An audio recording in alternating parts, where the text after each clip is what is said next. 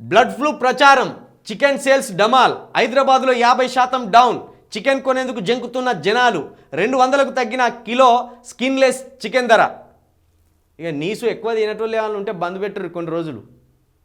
Blood flu ప్రచారం భయంకరంగా సాగుతుంది. మరి బ్లడ్ ఫ్లూ కావాలా, ఆరోగ్యం కావాలా అంటే బ్లడ్ ఫ్లూని పక్కన పెట్టి మనం ఆరోగ్యంగా ఉండాలి. ఇక నీసు నీసు నీసు అనుకుంటే తినేటోళ్ళు, చికెన్ ముక్కలు అంటూ ఆశపడేటోళ్ళు కొన్ని రోజులు నోరు కట్టుకోర్రి. ఇక నోరు కట్టుకొని ఆరోగ్యాన్ని కాపాడుకోర్రి.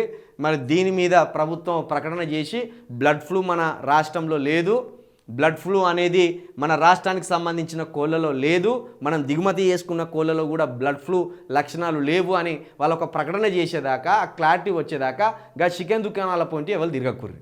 జర మన ఇంటికాడ కూడా నాటుకోళ్ళు ఉంటాయి, వాటిని కూడా బట్టి కోసే ప్రయత్నం చేయకూరి. మరి ఏ కోడి నుండి ఏ కోడికి సంక్రమిస్తుందో తెలియదు కాబట్టి జర జాగ్రత్తగా ఉండే ప్రయత్నం చేయర్రి. కొన్ని రోజుల పాటు చికెన్ ప్రియులు చికెన్కి దూరంగా ఉండే ప్రయత్నం చేయండి.